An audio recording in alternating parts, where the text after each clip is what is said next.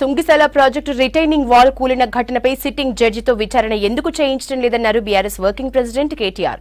Project నిర్మాణ పనులు చేస్తున్న ఏజెన్సీని బ్లాక్ లిస్టులో పెట్టకుండా రాష్ట్ర ప్రభుత్వాన్ని ఆపిందెవరని ప్రశ్నించారు. రాష్ట్రంలో వీధి కుక్కల నియంత్రణకు సమగ్ర కార్యాచరణ అమలు చేయాలన్నారు మాజీ మంత్రి హరీష్ రావు.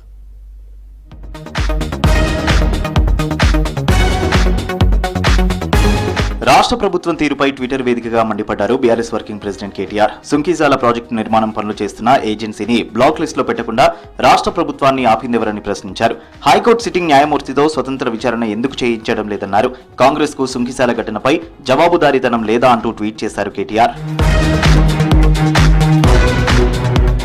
రాష్ట్రంలో వీధి కుక్కల దాడులు విపరీతంగా పెరిగిపోతుంటే రాష్ట్ర ప్రభుత్వం కనీస చర్యలు తీసుకోవడం లేదన్నారు మాజీ మంత్రి హరీష్ రావు. నిన్న వరంగల్ ఎంజీఎం ఆసుపత్రిలో పసికందు మృతదేహాన్ని కుక్కలు పీకు తిన్నాయని, హైదరాబాద్ శివారులోని నార్సింగి మున్సిపాలిటీ పరిధిలో మరో దివ్యాంగ చిన్నారిపై కుక్క దాడి చేసిందని తెలిపారు.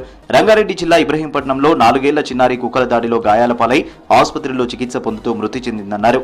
ఇలాంటి ఘటనలు చూసి కూడా ప్రభుత్వం చలించకపోవడం బాధాకరమన్నారు. వీధి కుక్కల నియంత్రణకు సమగ్ర కార్యాచరణ అమలు చేయాలని ప్రెస్ నోట్ రిలీజ్ చేశారు హరీష్.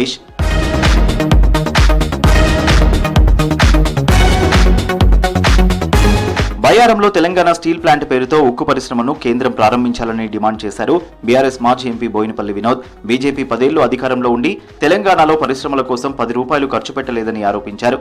బయ్యారం ఉక్కు పరిశ్రమ కోసం 8 మంది బీజేపీ ఎంపీలు మోడీతో కొట్లాడాలని డిమాండ్ చేశారు వినోద్. 10 ఏళ్లలో మోడీ గారు 10 రూపాయలు ఖర్చు పెట్టిండా భారీ పరిశ్రమలు తెలంగాణ పెట్టడానికి? మాకు ఒక హక్కు ఇచ్చింది పార్లమెంటు. కాజీపేటలో కోచ్ ఫ్యాక్టరీ, తర్వాత బయ్యారం ఉక్కు ఫ్యాక్టరీ, రెండింటినీ ఎగనామం పెట్టారు మీరు. కాబట్టి ఇవాళ మోడీ గారి ప్రభుత్వం పైన ఒత్తిడి తీసుకురావాలి. 8 మంది బీజేపీ ఎంపీలు.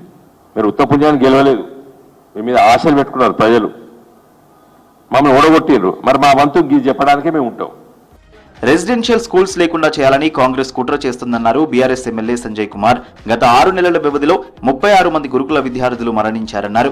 500 మంది ఫుడ్ పాయిజన్ బారిన పడ్డారని తెలిపారు. జగిత్యాల నియోజకవర్గం పెద్దపూర్ గురుకులు డిమాండ్ చేశారు సంజయ్ కుమార్. 500 మంది ఫుడ్ పాయిజన్ బారిన పడ్డారు. నా కాన్స్టిట్యున్సీలో గత 2 వారాలలో 2 విద్యార్థులు చనిపోయినారు, 2 విద్యార్థులు వెంటిలేటర్ మీద పోయినారు, 2 విద్యార్థులు హాస్పిటల్లో అడ్మిట్ అయినారు. అంటే 6 విద్యార్థులు కేవలం 2 వారాల లోపలనే మా కాన్స్టిట్యున్సీలో హాస్పిటల్లో అడ్మిట్ అయినారు. బాధాకరం ఏంటంటే ఇప్పటి వరకు కూడా ఏ ఒక్క మంత్రి గారి నుంచి కానీ, ఏ ఒక్క గవర్నమెంట్ సీనియర్ అఫీషియల్స్ నుంచి కానీ ఇప్పటి వరకు కూడా రెస్పాన్స్ లేదు. సీఎం రేవంత్ విదేశీ పర్యటన అంతా బోగస్ అని మరోసారి విమర్శించారు బీఆర్ఎస్ నేతలు. బోగస్ సంస్థలతో పెట్టుబడులంటూ ప్రజలను మోసం చేస్తున్నారని ఆరోపించారు.